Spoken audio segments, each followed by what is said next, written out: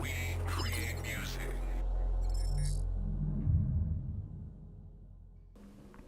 Hey, what's good, ladies and gentlemen? It's your man, your boy, B Vaughn, and we are back with another interview episode of We Create Music TV. I'm glad y'all here because we got my guy, my man, hip hop MC. Notice I use the phrase MC, and music producer, Rec Riddles. Man, Yes, sir. my guy.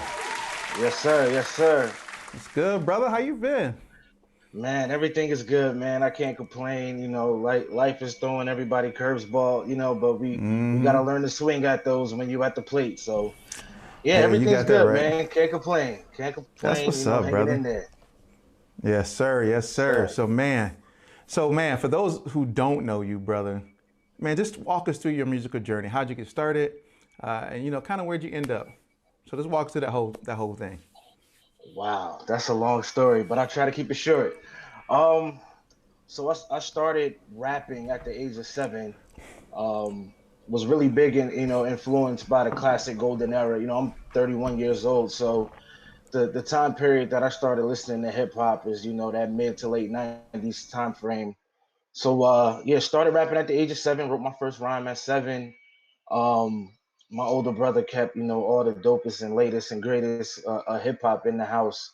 So I was able to get my hands on the Nas's, the Wu-Tang, Mobb Deep, Outkast. The list goes on and on.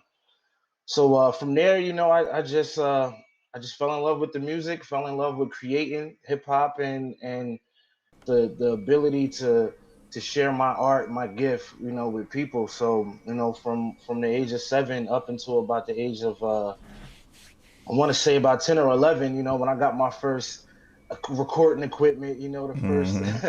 cassette deck, things of that nature.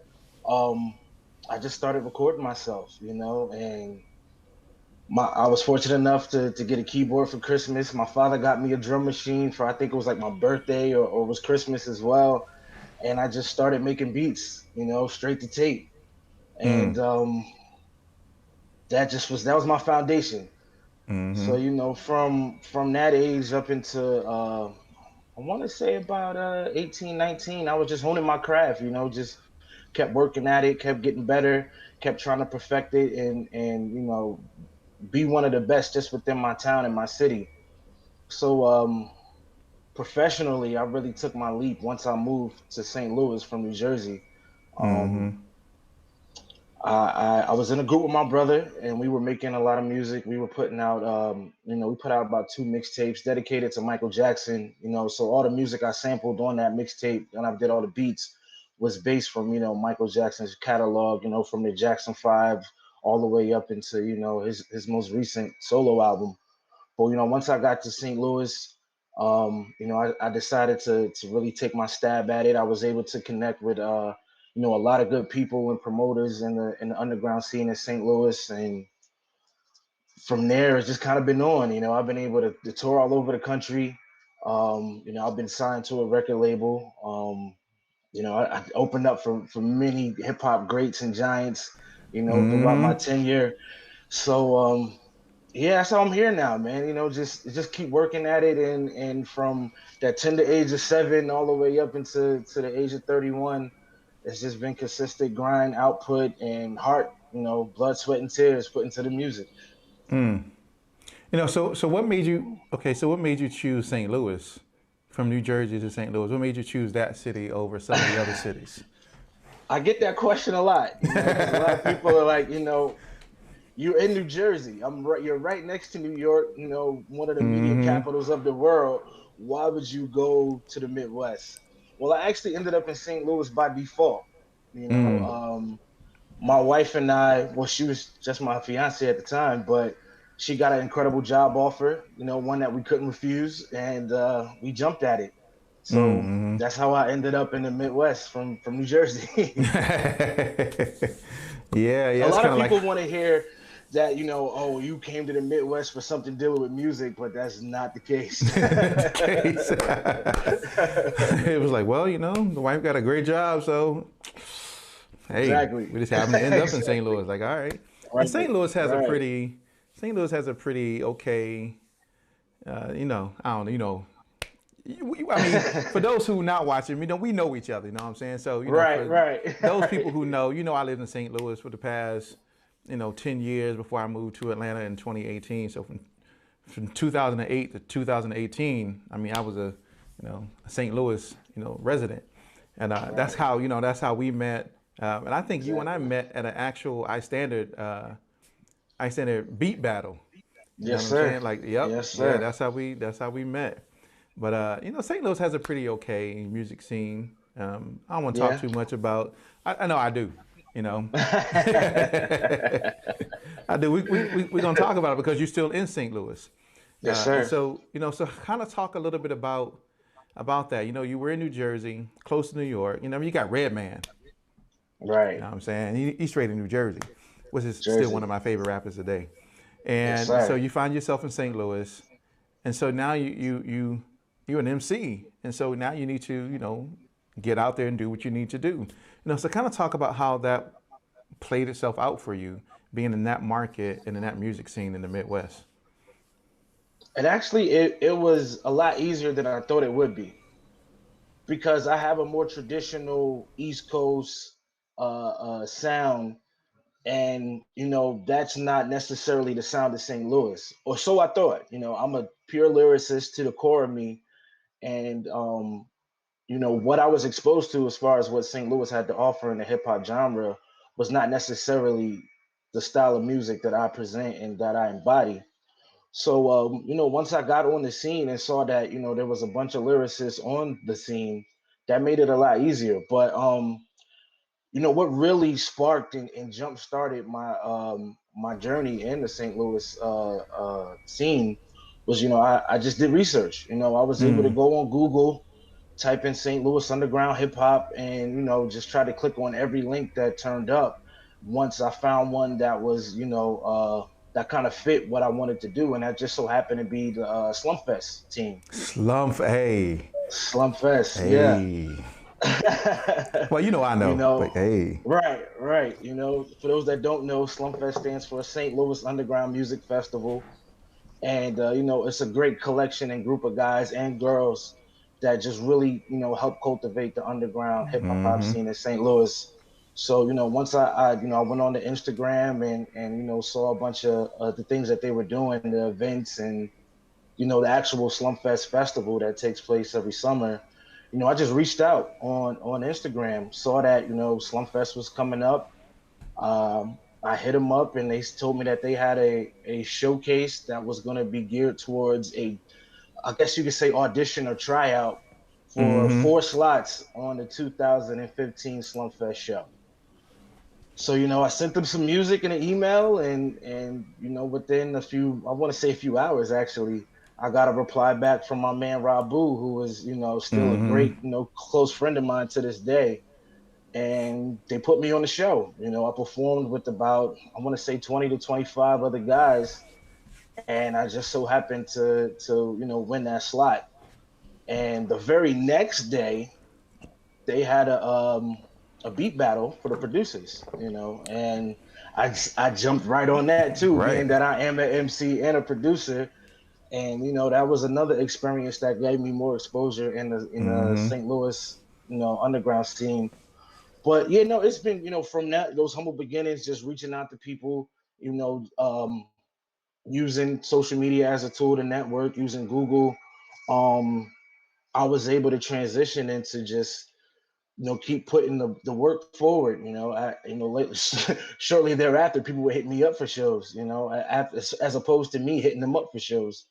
So the transition from going to New Jersey to St. Louis and still pursuing my music career actually made me better as an MC and as a performer, because the biggest difference between the Midwest and I could say East Coast and the New Jersey, New York area in particular is that you have to hustle.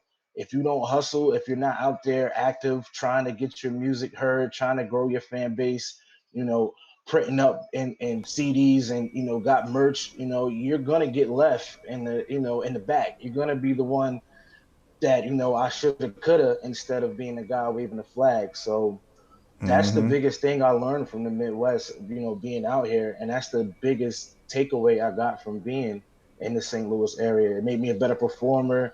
It made me more aware of my business and having that, in the proper context. So, going from St. Louis to Jersey was, it's been a blessing, man, honestly. I feel like, and this is, kind of common knowledge or, a common aesthetic, is that the people that live in the New Jersey, New York area take the opportunities that are there for granted and don't really utilize, all of the things that are at their fingertips, as opposed to the people that are in the Midwest that really, got the hunger. They'll start the independent labels and they'll book their own shows or throw their own shows. So it's been great for me because I'm that kind of guy. I'm an attacker. I want to go ahead and take on the world. So for that being the mentality, it was a perfect fit for me coming in from New Jersey. Yeah, that's dope. That's dope. I mean, I guess you probably wouldn't consider it that way or even look at it that way. I mean, you think in New Jersey, everybody's on their grind, everybody's hustling, New Jersey, Right. New York. And then when you come to a place like, because when you think of New Jersey, New York, you're like, that's music. That's a heavy Right. music scene, right? LA, heavy music scene, Chicago, Atlanta, right? This is the main mecca areas of New Jersey. St. Louis, Exactly. like St. Louis. St. Louis now don't get it twisted, people. St. Louis does have its reputable artists. You know what I'm saying? Like they got some Definitely. people in St. Louis that have come from St. Louis that are huge. Chuck Berry. You know what I'm saying? Right. Like, I just say you can say it's Chuck Berry, like, Right. but right. But I have noticed a trend with those in the Midwest versus those who live in music cities, is that or any other areas outside of a music city, is that you got to work a lot harder to That's kind very of get to true. where you want to go because you don't have the music industry where you are, right? Right. There's not a music industry, a main record label or a main music industry, like ASCAP, BMI, CSAC, or any other major record labels in St. Louis. Right. I mean, we Right. got them in Atlanta, we got them in LA and New York, Chicago, but Right. not in St. Louis. So you Right. got to work, you got to hustle. I wanted to do my Angela gym, right? We talked about that on the last show. Is I didn't have a gym when people drop gems, but I got this little gym sound, right, based upon Right. my conversation last week. Last week with Angela Benson, CEO of Vita Records. So I got this gym, right? So anytime y'all Yes, that sir. some gems happen, like he actually dropped the gem, and I was like, man, should I play this gem while he talking? Like I don't know, but you gotta hustle, man. You gotta hustle. You gotta work your ass off to even to make it. And I guess you gotta define what making it is for you. You know what I'm saying? But Right. yeah, brother, you're right. You gotta work. You gotta hustle. Definitely. And then for Definitely. you, Yeah. That, yeah, and then for you getting involved with SLUMFEST, man, that's that's awesome. Yes, yes, because sir. SLUMFEST. So I noticed you used the word lyricist. You said when I Mm. got to St. Louis and I started looking people up and I realized there was real lyricists there versus rappers or whatever, right? Any other terminology you want to use. Mhm. And for me, I know you are an MC. I've seen you perform several times. I know how you get down with the lyrics. You know what I'm saying? Right. Like, Right. so I do want to get your opinion on that. I mean, for you, what is the difference between, or is there a difference between someone who's a lyricist, an MC, or someone who's a rapper? You know what I'm saying? There's a tremendous difference in my opinion. I'll start with the term MC. The term MC, if you're historically putting it, it's the master of ceremonies. So an MC was the guy in the hip hop context, was the guy that amped up the DJ, got the crowd hype, and rocked the party. So with that transition from the main focus in hip hop being the MC as opposed to the DJ, and you start getting rap records, these guys had to create words and tell stories and still rhyme within that 3 minutes and 30 minute format. 16 bars, 8 bar hook, and that's the core of the MC is what your rhymes, your subject matter, how intricate your rhyme patterns are, um, what you stand for, because I feel like a MC is going to bear his soul on a mic. A MC is going to tell you how he views the world. He's going to tell you what affects him on a day to day. He's going to tell you about his life, and but still be clever and be witty. You know, punchlines, metaphors, the wordplay, how you rhyme your words, how you may use a certain cadence. That's an MC. That's a lyricist when you're being true to the art form. Because in my opinion, there's no difference between a lyricist that raps on the music. Well, this is the difference. A lyricist and an MC is somebody that puts poetry to music. That's the only difference between a spoken word artist and an MC. A rapper, in my opinion, is someone that's just looking to sell records. You are a product of the music industry. You are put in this position just to make money. It's not coming from your heart. It's not coming from, who you really are. You're not bearing your soul on the record. It's the most watered down version of hip hop, in my opinion. Um, and I, for me, the hip hop that I grew up listening to and fell in love with was the guys that, put messages into their music, all those things that I just put into detail about what a lyricist is. That's what I grew up listening to, and that's what I fell in love with. Especially late '80s, you had guys like KRS-One who could destroy you in a battle, but he also had something to say socially. You had guys like Rakim who brought to in further forefront the Nation of Gods and Earth ideology, but still was a lyrical assassin. Big Daddy Kane, you know, the ladies love him, but you put Big Daddy Kane on a beat, he's going to destroy that beat. Those kind of guys you had, and everybody was Hold being on, wait. themselves. Hold on. We're gonna go back for a second. And I want you to keep on that. Everybody was being themselves, but I think people slept on Big Daddy Kane, like on the for real. Because Big Daddy Kane, Right. boy, he remember the beef he had with him and LL. Oh my gosh, like LL. Yeah. yes, that beef between him and LL, boy, I don't know. I know who, in my opinion, who won that battle. You know what I'm saying? Big Daddy Kane. But I'm Kane fan. I'm a Kane. I Kane, love I'm a LL, Kane. but Kane is the Like, man. yeah, you know what I'm saying? And I think, in the generation I grew up in, because that's some Big Daddy Kane, LL, Rakim, KRS-One, Right. BDP, Chuck D, and Public Enemy, and all those people were Right. NWA were doing their thing. But I Right. will say, based upon what you just said, that list, Big Daddy Kane probably is one of the most slept on battle Definitely. rappers in history. But History. Yeah. yeah. But go Yeah, I ahead, mean, and that's the continue, thing brother. about it. Like you named Chuck D. Chuck D brought he was bringing awareness, and a black social consciousness to the music, that was prominent, And the thing about it is that there was Chuck D's voice is one of the most incredible voices in hip hop. When you hear him, come across on a record, that's Chuck D. It's impactful, it's powerful.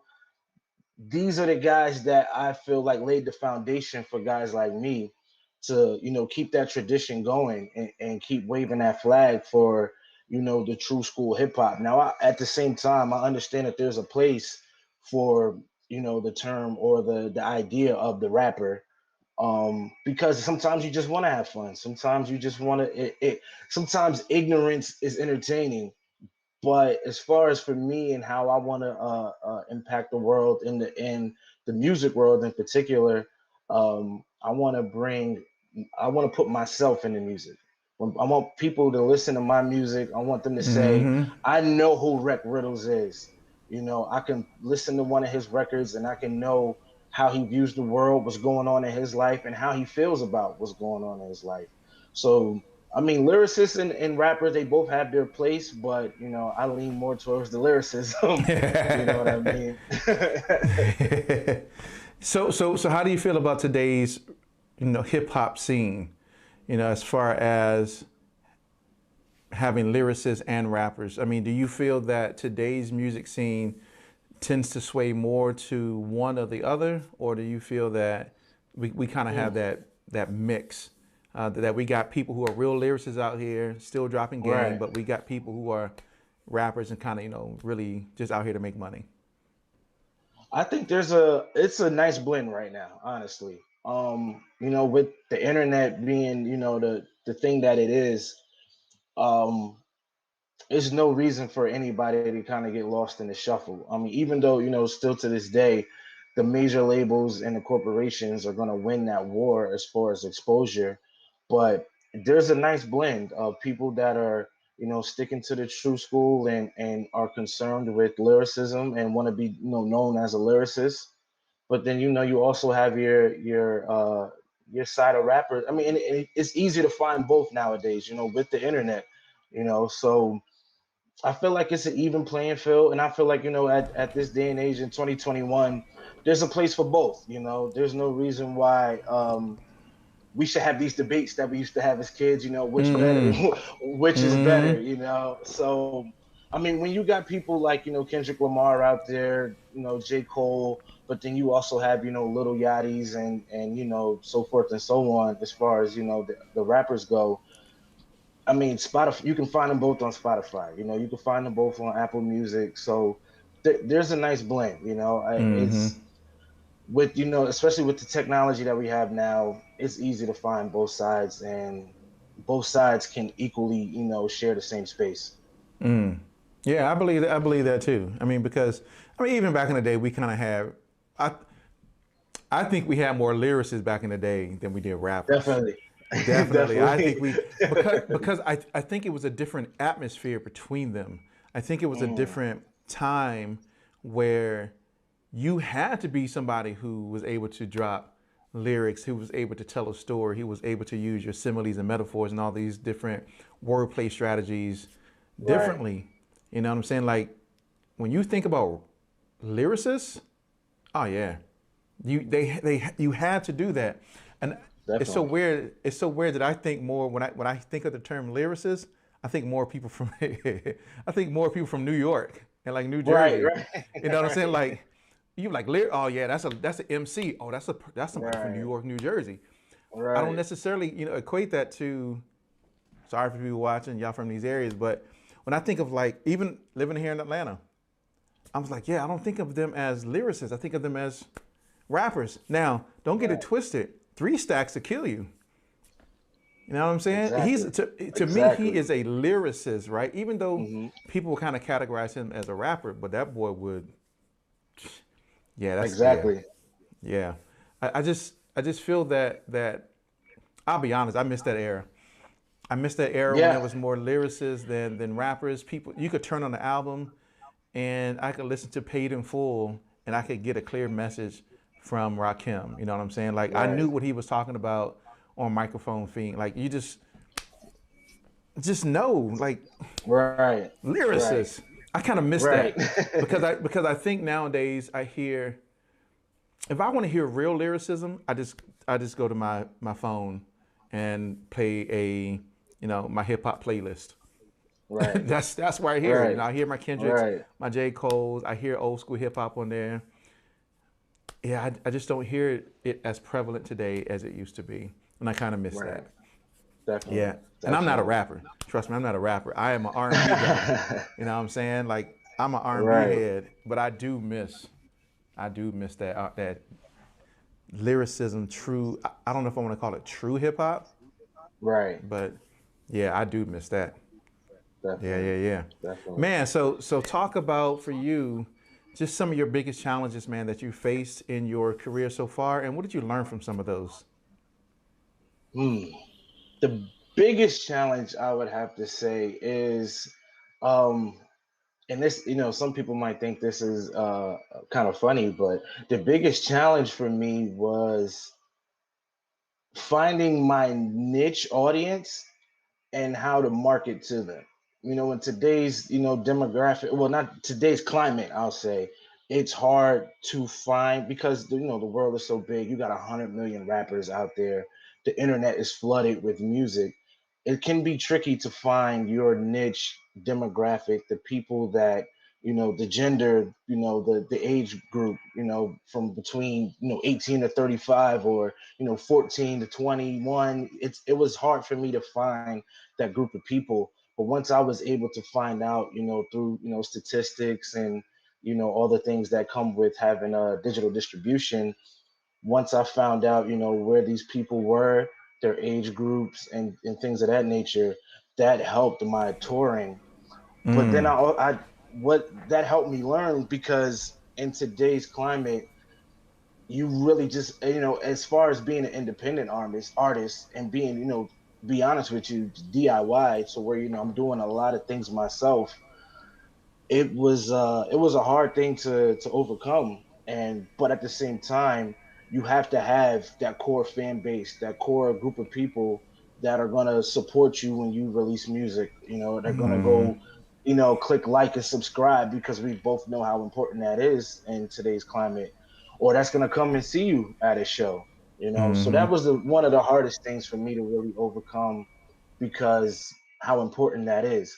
But like I said, with things like digital distribution and me just really paying attention and being on my business, I was able to find out, who those people were, market to them, and really cultivate a fan base that, really supported Rec Riddles. And that's what I learned, that you got to be about your business. You got to be on top of, the things that matter. It's not all about, even though I love this to death, it's not all about, being on that stage performing. It's not all about being on, in the studio, writing rhymes and making beats. You want to be able to, get this music heard and get this in the hands of the people. So that was the biggest lesson for me. Is to, I got to be equally dope in both areas. I got to be a dope lyricist and producer, but I also have to be just as dope on the business side of things. Hey, there's an Angela Jim. Hey, brother, you are absolutely right. You have to be dope on both sides. And Definitely. I can't say I don't think a lot of people are. I don't know a lot of people.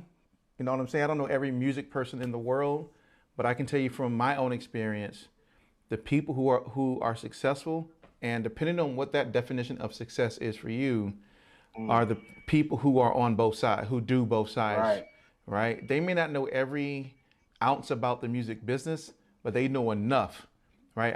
Who did I have on the show? Nick Jorgensen, or AKA Nick the manager. But Nick Jorgensen, he said, or maybe it was Angela. It was one of them too, right?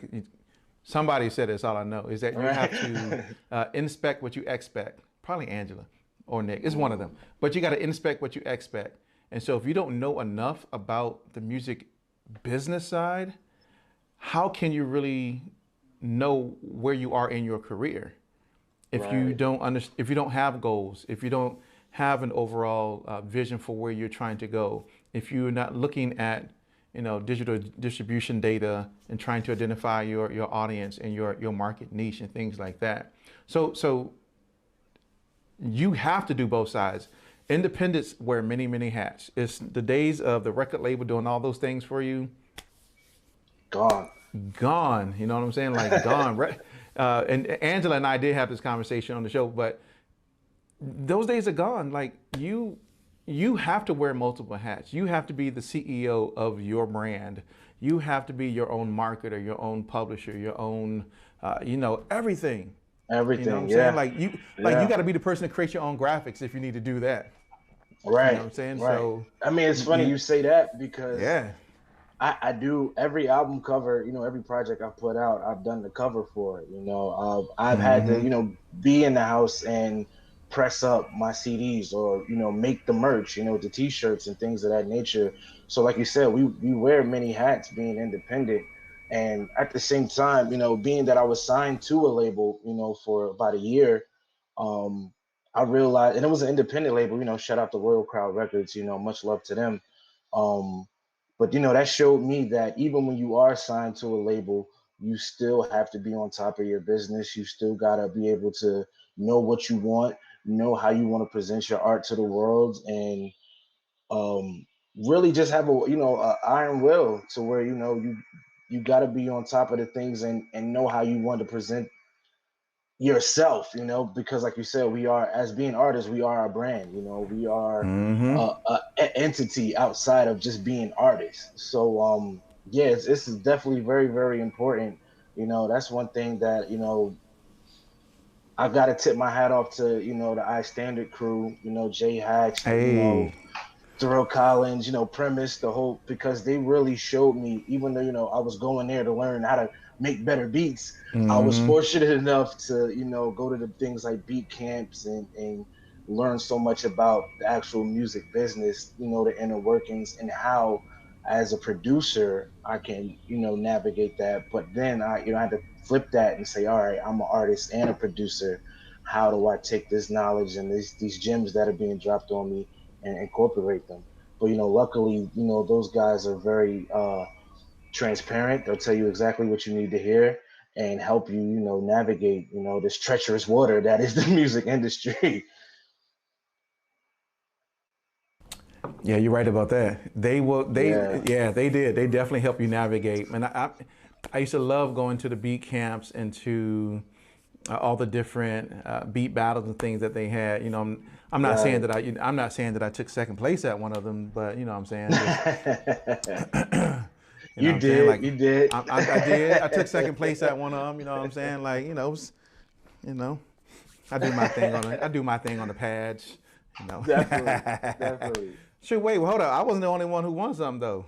Like I'm not the only one.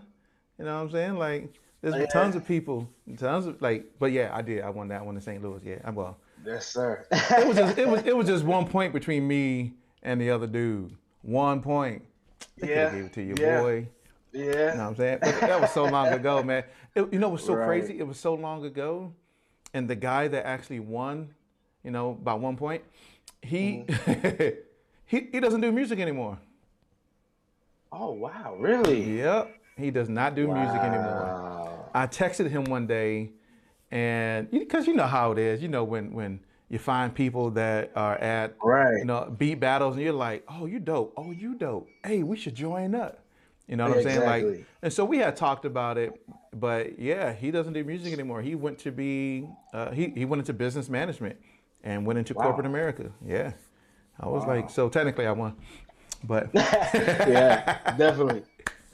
because he doesn't do it no You more. won the war. You won the war. You Hey, might have won the battle, but you won the war. hey, that's right.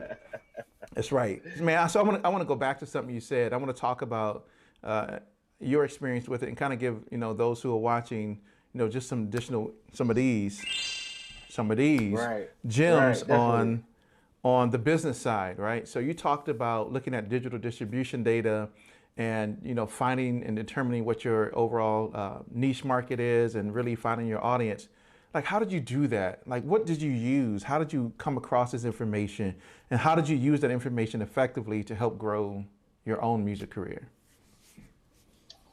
Well, fortunate enough, I had been, searching for the digital distribution outlet, for quite some time, before so many, started popping up.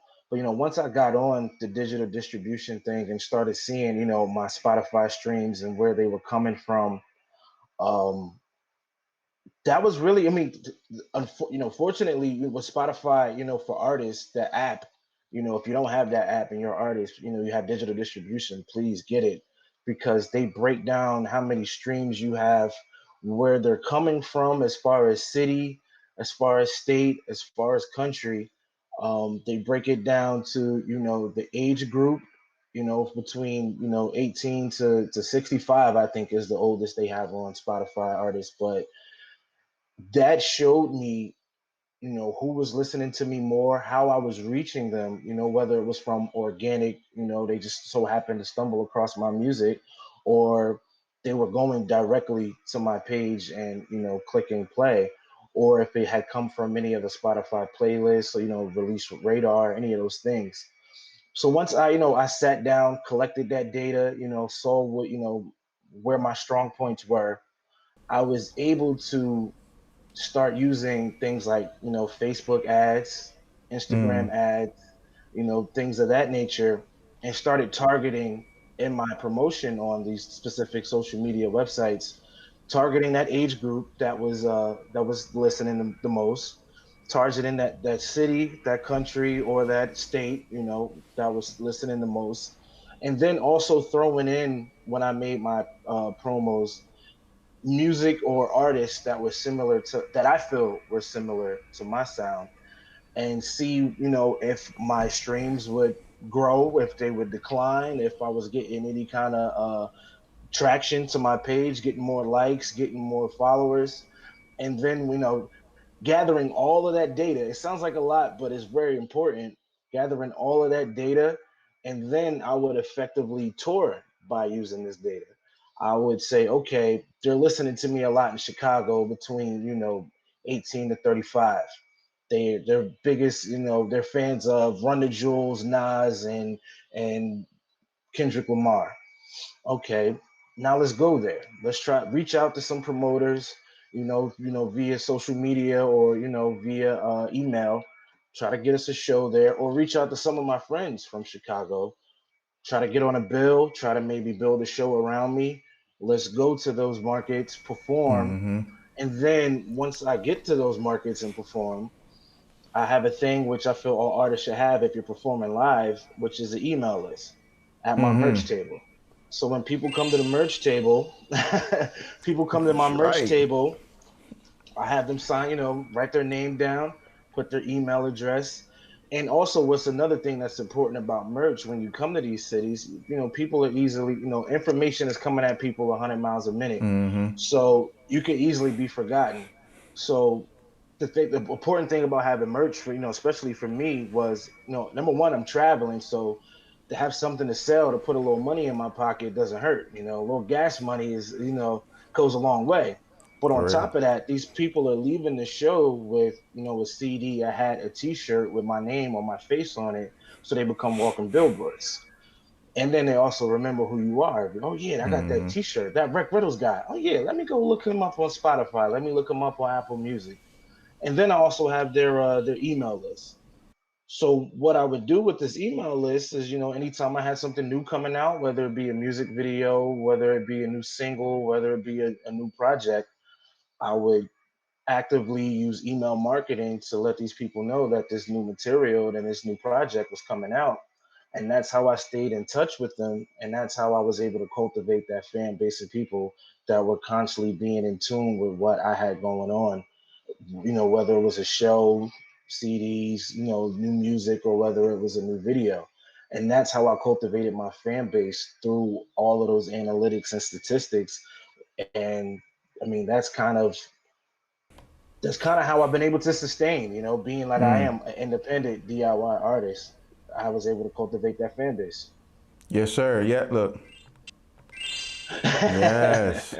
Like if people don't know, I wish I had one that did multiple gems. I may find one of those, but I'm telling you, yes, yes. The strategy, my goodness, the strategy you just talked about is a strategy that many, many, many people should be doing. Like, Definitely. yes, like you gotta know your analytics. You gotta be able to go to, this information and really look at it. A lot of a lot of the DSPs gives it to you. A lot of I mean, you can find this data anywhere. You know what I'm saying? Definitely. Like I use YouTube, right, to do all my live stream all the interviews and stuff. There's YouTube data I can look at. I can look at Right. who's watching, Right. at what times they're watching, how long they've watched the video. I can determine, okay, I don't need to make really long videos because guess what? The average person who's watching is only watching for, 4 minutes and 18 seconds. So I need to make 4 minutes and 18-second videos around there somewhere, 5-minute Right. videos. So it helps you to really ascertain and really dig deep to say, here's who I'm really, really targeting. And then, like you said, to use that information and then to book a tour. Oh my gosh, bro, that is so smart. And so then use that information and book your tour around it. Why not? Definitely. That's where they're listening to your music. So time to go there, Right. right? And I love the email list. You know how many artists do not have an email list?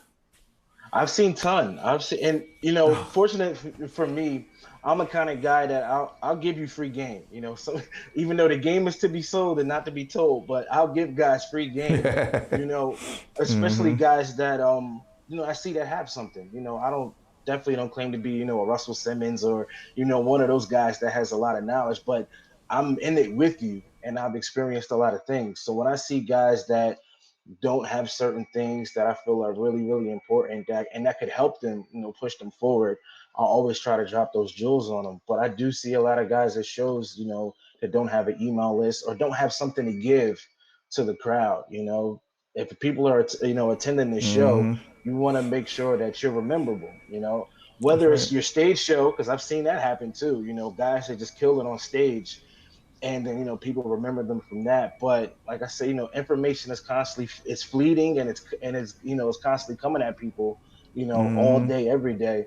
So you got to be able to stick out into people's minds, and that's really, really important, at this stage, when you're an independent artist.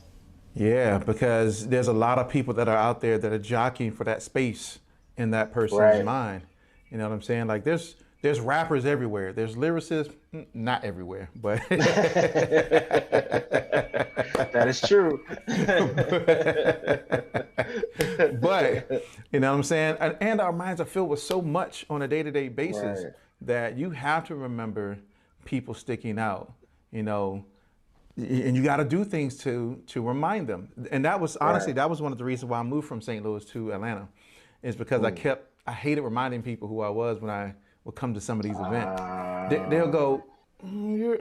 And back then, my name was Strict Nine back then, but it was like Right. I'm like, hey, how you doing, Strict Nine? Nice to meet you. Then oh Right. yes, I remember. And I was like, you know what? I don't need you to try to figure it out anymore. I'm gonna be here in your face. I picked up the Right. family and we moved to Atlanta. But those Right. moves are smart. Those moves are smart that you just talked about, and I wish everybody did it. I've been to tons of different, artist showcases here in Atlanta. Guess how many email lists I've actually been on? I'll throw out a ballpark Yeah, 5. none. No, let me take that back. Let me take it back. Let me take it back. Two. 2. Wow. Two. That's surprising. Two. That's really, really Two. surprising. Two. And I went to a showcase here in Atlanta, and had to be like 10 artists that performed that night. Right. Had to be. Guess how many had an email list? None. Guess how many of them had a videographer in the audience or a photographer in the audience taking pictures so that they could use those images on their website for promotional flyers and graphics. Right. Guess how many had? One. Wow. And it was her manager that was out there doing it. He had his tripod, he set everything up, had his lights and everything. He was ready. And of course I was there because Right. I was taking pictures too, but Gotcha. I mean, people don't think about, they used to think about, okay, I'm an artist, I need to get out, I need to rap, I need to sing, and that's it. And there's so much more to it. So much Right. more that people are missing out. I wish they would just grab on. But yeah, Right. I'm glad you're giving free game because people Definitely. need it. People need it. Man, so I'm gonna switch gears here for just a moment. So you dropped 20 projects. Yes, sir. Yeah, like Yes, sir. like I know artists who barely drop one project. You know what I'm saying? And correct me if I'm wrong, but you dropped your first project in 2016, Yep. and Yeah. it's 2021 now, and you've done Yeah. 20 projects. Man, so kind of talk about that. Talk about what was your motivation behind doing that? How did it go? What were some of the struggles and ups and downs that you experienced with releasing 20 projects from 2016 to 2021? I'm I'm the kind of artist that's really self-contained. Prince is one of my most favorite, artists, let alone from just the musical output that he had. I think his discography is at like 59 or something like that. But I'm being that I'm in a room by myself, constantly creating music, constantly, writing rhymes and recording. I got tired of holding on to things. I had a conversation with one of my big homies, Night Owl, shout out to him, St. Louis legend. And I was telling him that I had all this music, in the vault and stashed away. And he was like, for what? And I was like, he's like, let it go. Let people hear it. It's only for your ears if it's on your hard drive. Put it out. He was like, if you're constantly recording good music, and he was like, I know you are, put it out. And I'm the type of guy that I don't want to, because there are so many artists. A big inspiration behind creating, as much as I do, was that unfortunately, if I dropped a project tomorrow, within 4 weeks, to some people it'll be old. And we're from the era where you would get an album from an artist, and then 2 years later you would get new material. But because everything's so saturated, it's easy to get lost in the shuffle, and people be like, well, I ain't heard nothing from Rec Riddles in a while.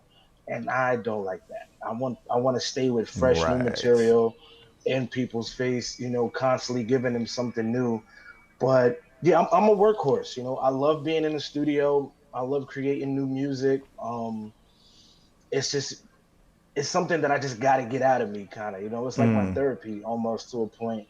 But the decision to release that much music was, definitely based on the point of I record that much, and because of today's climate, it's easy to get lost, and I always want to keep new material, fresh new material, for my listeners, my audience, and the people that don't know that might get to hear me for the first time on one of these new projects that I release.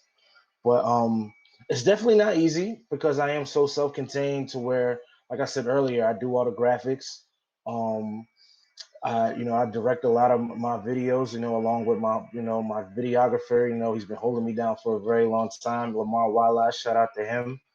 But um, I mix and master. I make all the beats. Most of the time I'm playing all the instruments on mm, these beats. I incorporate a lot of live instruments to that. But then I'm also recording the vocals, and I'm mixing, mastering, and getting it ready for release. So I mean that's probably the toughest part about it is that I wear so many hats when it comes to the actual studio aspect. mm-hmm. But I'm such a control freak with my music that I really wouldn't have it any other way. you know, Right. I look at each song like that's a child of mine, and I want to make Mm-hmm. sure that child is nurtured and is brought up in the right way. And in my eyes, that's me putting my hands on the buttons and mixing and mastering it and make sure it sounds the way I want it to sound. So Mm, it's definitely hard work. But I love it. That my output, if it doesn't increase, it'll probably stay the same. With the next mm. within 2021 and probably 2022. I mean, I got a lot of projects coming up on the way.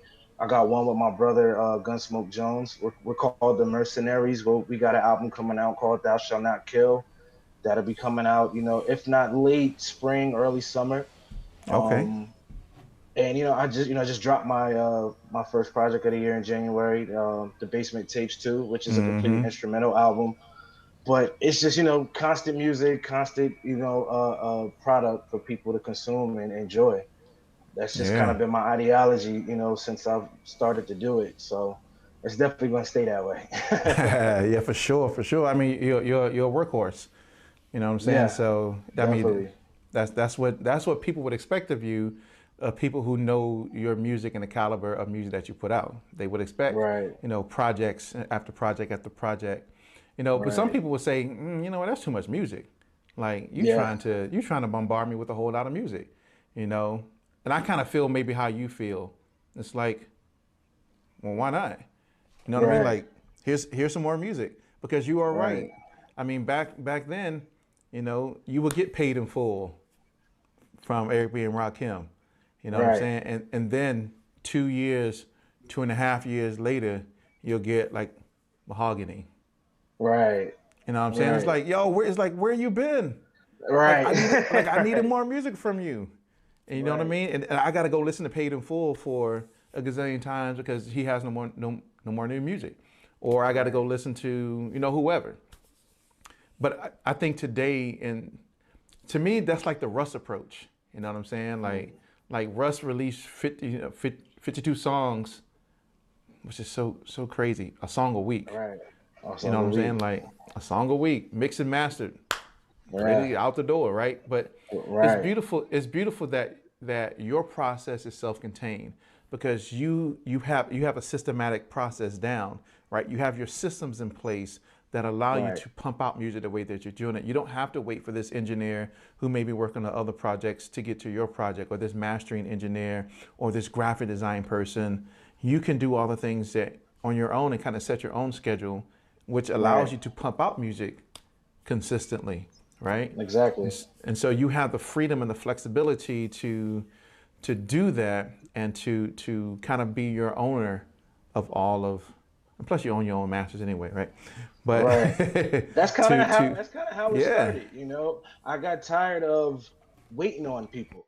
when you're in a position to where you're outsourcing a lot of things, to contribute to your product and what you're presenting to the world. you're kind of at some of these people's mercy as far as time constraints, you know. Yes, sir. Um, Unfortunately, you know, everybody has, you know, their own agendas, their own things that they're trying to get done that may affect, you know, your schedule or how you see things coming out or how you even may want to put things out. But Mm-hmm. I was tired of waiting on, you know, the design dude to give me back my proofs so I could just say, Right. okay, fix this, fix that, and then, you know, it's still not Right. done, you know. Or, you know, I got tired of waiting on, you know, the guys to sing the beats or, you know, the guys to Mm-hmm. come hop on this song, you know, do a feature verse for me. It's like, all right, well, if you're gonna take this time and you're gonna take time away from, you know, how I want my things to go, I'm just gonna do it myself. And Mm. honestly, I um I enjoy it, you know, even though it's, you know, it's a lot of work. You know, sometimes I Mm-hmm. feel like by the time I accomplish one thing, I could have did 50 other things, unfortunately. But when I do it myself, I know it's gonna get done to my liking, my taste, and it's gonna be done in a timely manner, and it's gonna be how I want it. How you want So it. exactly what you touched on is why I started doing a lot of things myself, and you know, Mm-hmm. I enjoy doing it myself. You know, because it opened my creative, you know, mind to different things. You know, I never Mm. really thought about doing graphics. I never really thought about shooting videos. You Shoot, know, me either. I always thought I was gonna, you know, put that in someone else's hands. But you know, Mm-hmm. having that, you know, having that time to learn those things, it opened up so many ideas for me creatively and opened up a new creative space for me that I, you know, never really tapped into before. It was just music. So, you know, I love it. I love the fact that I get a Mm-hmm. chance to do all these different things and it's all, you know, towards the same goal, you know, even though I'm Right. doing artwork, it's for music. So it's a That's beautiful right. thing. It's a beautiful thing. Like I feel you because I got to do all my own graphics and video editing and coloring and you know all that stuff. I got to do it all. I got to go. I got to do it all myself. Right. I don't. It's just Right, me. A right, one man crew. But a lot of independent artists kind of find themselves in that same situation, and a lot of creatives need to learn how to operate on that other side. You can't just be creative all day. You got to learn how to right, do some of those other things in order for you to push your career ahead. It may not be music, but it's right. something that's helping you to further your music career along. Yes, brother. Exactly. There go that gym. Gems, gems. That's right. That's what we give, gems, right? Definitely, definitely, That's right, exactly. man. So during this whole conversation, right now, I know where it comes from, but I don't know if a lot of other people know where it comes from. How did you get your name? Where did Rec Riddles come from? Wow. Explain that. Yeah. So that name is derived from the DC Comics villain from Batman, the Riddler. And that's my favorite villain, you know, of all time, you know, whether it's Marvel, Image, DC. I love the Riddler because he tried to beat Batman with wits and intellect. It always, you know, it fascinated me, you know, especially back when, you know, I would be at my grandma's house and we'd be watching the old Adam West Batman, and you know, the riddles would Oh, always be, bro. you know, incredible. You know, it's like, how did these guys think of that? Excuse me, but I was like, that's how I am with the pen. That's how I am with the mic. You know, my metaphors, my punchlines, they're riddles, and I kind of added the rec part kind of by default. You know, my brother was like, "Yo, riddles is cool, but you kind of need a first name to go along with that." You know, so we kind of, you know, were thinking of different things, and rec just kind of stuck, and it really fit because, you know, one day, you know, I was looking at, you know, the Pro Tools, and the abbreviation for record on Pro Tools is REC, you know, rec. And I was like, oh, that's perfect. And then I'm also a big, you know, record collector. So, you know, record, record, rec, it kind of all just fell in line. And I wreck the mic when I rhyme. So See, that's what I was waiting for. you know, it just made for a perfect marriage, you know, and it sounds great. You know, Rec Riddles Yeah. kind of has that fluidity off the tongue. So that's how the name came about. Yeah, Definitely. it's your man. Welcome to the stage, your man, Rec Riddles. Like, oh, he Yeah. finna give you something. He finna give you something. Yes, sir, man. Yeah, yeah, yeah. I always just thought it was just interesting how you came up with your name, or how people come up with their monikers for themselves. You know what I'm saying? Right. Right. Yeah, I always think it's very interesting because there's a depth of meaning that it has for you, and that you can express through your music to other people, right? So Right. that's kind of like, Right. I mean, I know I'm not being interviewed, you know what I'm saying, but that's kind of how I came up with the name Strict Nine when I used to go by Strict that name. nine. Yeah, it's because so my kids were homeschooled, and they were watching some science show on the Mm. world's most dangerous chemicals or plants or whatever it was, right? Substances. Wow.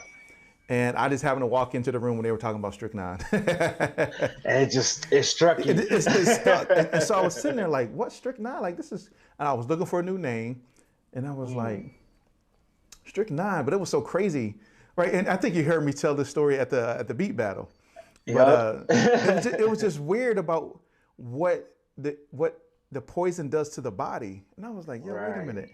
That's like when a person is kind of like in that dance, like, And yeah, and I exactly. was like, you know what? That's Strict it. nine. That's it. Strychnine. Like I'm gonna kill you. Like I'm gonna kill you with the beats. You know what I'm saying? Like, Right. yeah. But I think it's interesting how people come up with their monikers for themselves, because it does have meaning and purpose for who they Right. are as an artist. Because yeah, I mean, you do wreck people with your rhymes, but in your rhymes there's riddles. People got to sometimes decipher what you're talking about just to really get it. They got Right. to be like, and that's how I used to feel about like Method Man and Redman and Rakim and all my favorite artists back in the Right. day. Which consequently, you actually opened up for. I mean, so talk about that. You know what I'm saying? Like because that's like my favorite duo, Method Man and Redman. You know what I'm saying? So you Right. open up, from what I understand, you open up for Method Man, Redman, The Locks, Joe Budden. Uh, Man, you can give us the rest, brother. But how did that even come Yeah. about? And just kind of talk about that experience. Well, I mean, it kind of came about with me, just putting in the work around the St. Louis scene, and I mean, it was to a point where I was doing like, 3 or 4 shows a week, constantly every week, just trying to get my name out there and perfecting my live show. So I was fortunate enough to build a relationship up with the guys over at Pop's concert venue, where that was taking place at the Method Man and Redman show was. But because that was actually no, I'm sorry, that was the second time I opened up for an artist. But with the Method Man and Redman show, um, I was fortunate enough to build a relationship with the guys at Pops. Justin from Pops, who was at the time, I don't still think he's there, but he was the talent buyer, and they threw a show. It was called the Battle for Method Man and Redman. I think it was about 10 artists that got selected to perform on the and see who was going to make the bill. Mm-hmm. So I performed, gave my best, my best shot at it. Shout out to my boy Riley B. He ended up taking first Hey, place, Riley and B. I ended up taking second place. And I believe Shadow B from East St. Louis took third place. So at the time, the only person that was gonna open was Riley B. So this is a funny story, but I'm on the phone with Rob Boo because Amp St. Louis was a part of that show as well, Mm-hmm. bringing that show to Pops. And I'm on the phone with Rob Boo, and he's like, "Hey man, did you buy your ticket for Method Man and Redman yet?" I was like, "Nah, I didn't buy it yet." He was like, "Good, don't buy them because you won the show." What? Like just like that, told me that I was That's gonna be dope. on the show. And for whatever reason, I believe originally Meth Red was supposed to bring some opening acts with them, but that didn't end up happening, which opened up those 2 slots for Mm. my Shadow B and myself. But I mean, that was like the biggest crowd that I've ever performed in front of. I think still to this day. I mean, you're looking at 2,000 plus people, Mm-hmm. and it was nerve wracking for me at first, to Mm. walk on that stage.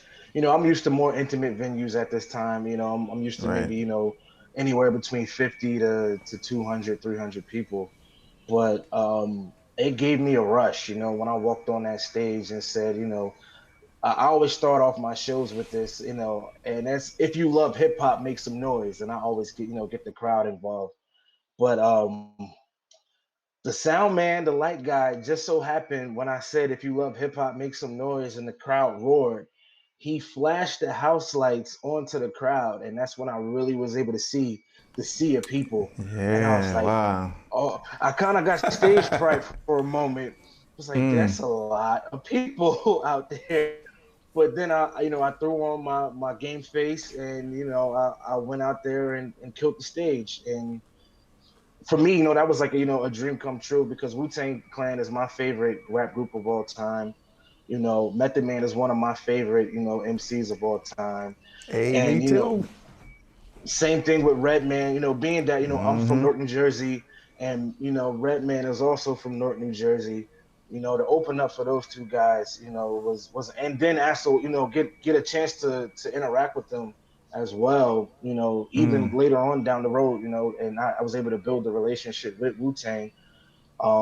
Yeah, that show was incredible, man. I mean, Mm-hmm. you've named a bunch of guys, but I've opened up for Method Man, Redman, Crazy Bone, Ninth Prince, Killer Army, Wu Tang affiliate. Mm-hmm. Um, I opened up for Cool Keith, R. Rated Rugged Man, Jaron Benton, Joyner Lucas.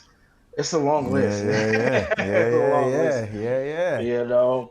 But doing those kind of shows for me was always great, because I love the smaller, intimate performances. I feel like Mm-hmm. I connect with the crowd. I'm able to get closer to you. I can touch you.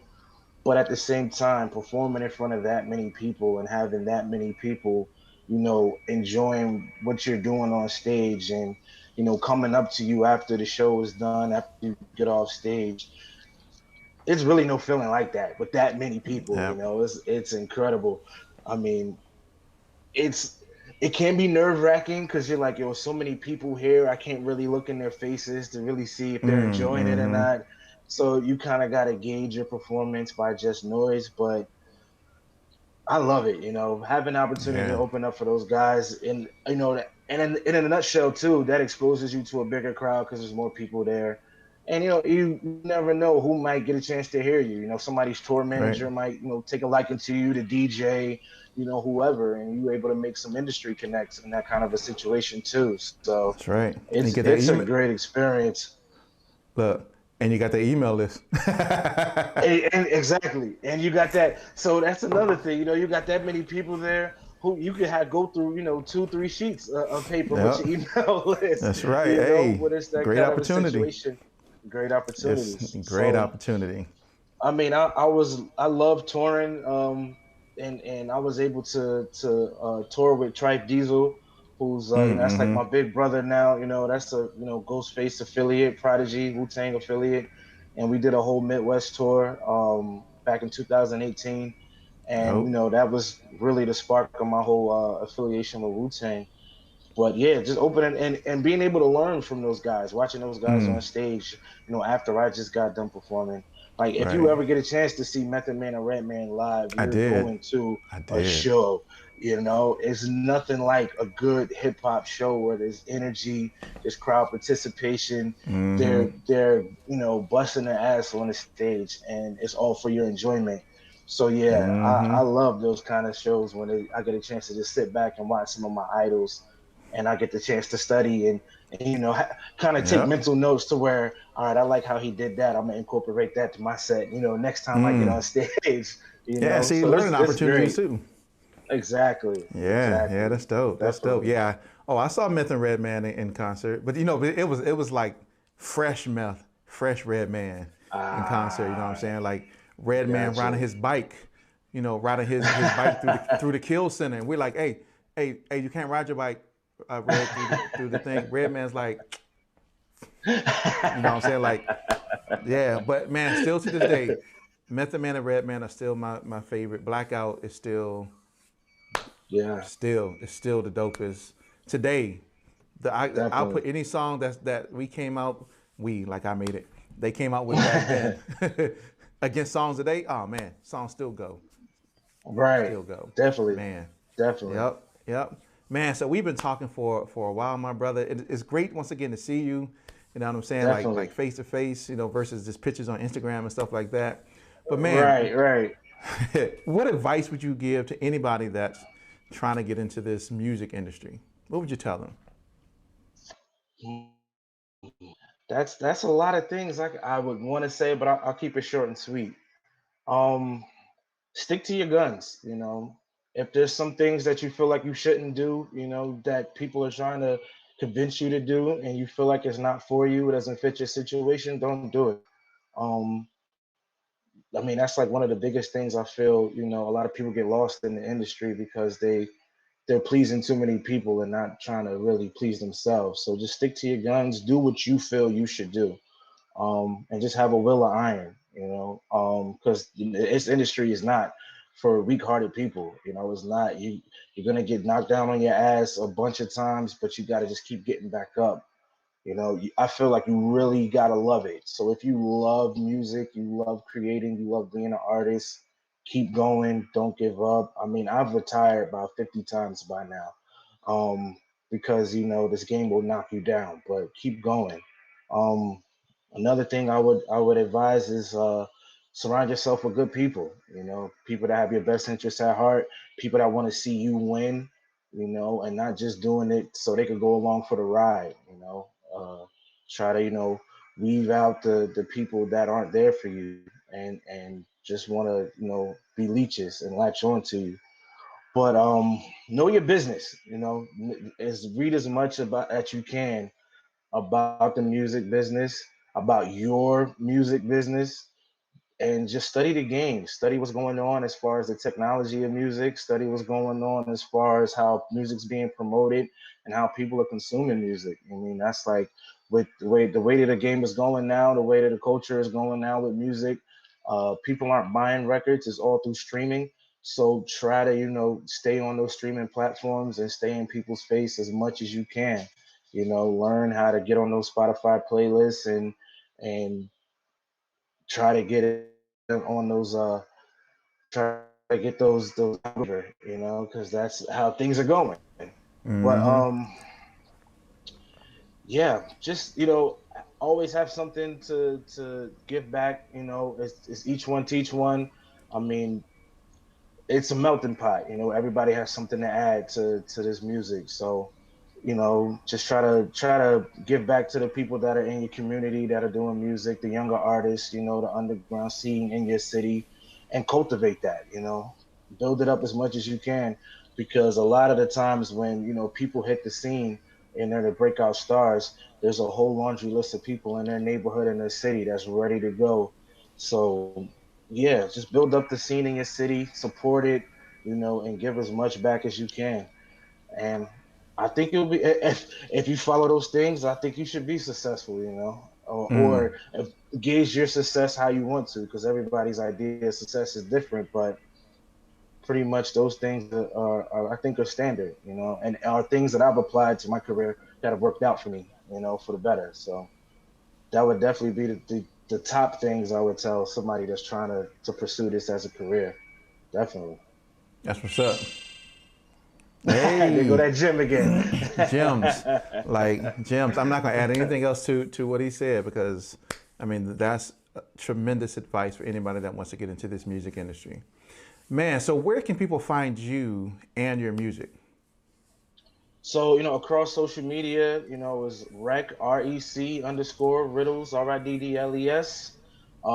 you can find all my music on all your DSPs. That goes for Apple Music, Spotify, Google Play. Well, there is no more Google Play, just YouTube Music, Right. Amazon Music. But yeah, no, go over to recwordlesmusic.bandcamp.com. All my music is there, all my merch is there, and you can support me directly, if you go to my Bandcamp.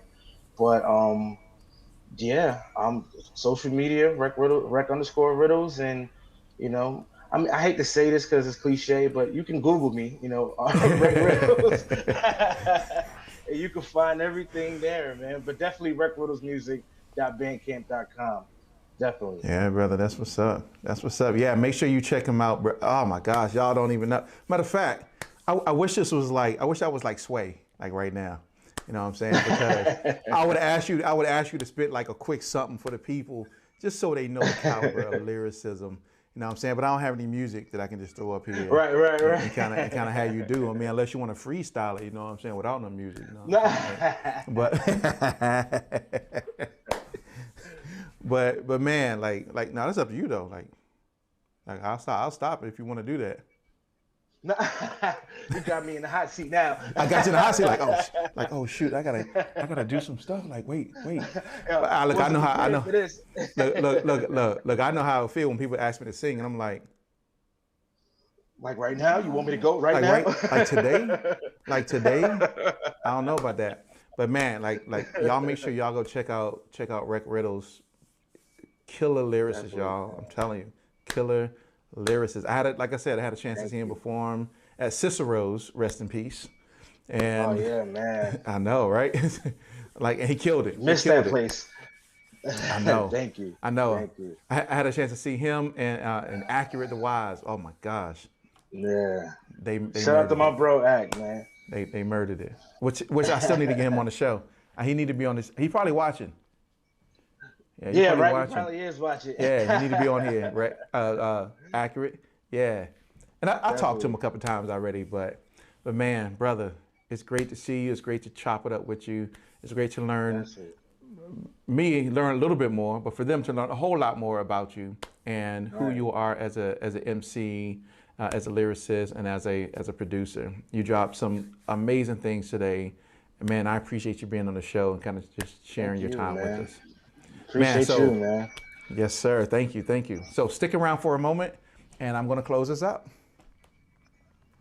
All right, ladies and gentlemen, man, I hope y'all enjoy that. There were lots of these. You know what I'm saying? Lots of those gems. And I greatly appreciate all of you tuning in. As always, you can check us out every Monday and every Thursday at 7 p.m. Eastern Standard Time. You can check out all of the different things that we do here at We Create Music TV. It's just a joy and a pleasure just to have all of you tuning in and watching what we do and really learning from the things that we present here as an organization. You can check out all of our master classes that we offer, branding in the network, right? But branding in the music industry, networking in the music industry. You can catch all of our content on our website and on our YouTube channel where we stream all of our live interview segments. But enough of that. Thank you for tuning in. I really appreciate all of you. Make sure you subscribe to the channel, hit that like button, and make sure you subscribe to help us make this content more available to others who may be tuning in and looking for this type of information as well. But once again, peace out to all of you. Peace.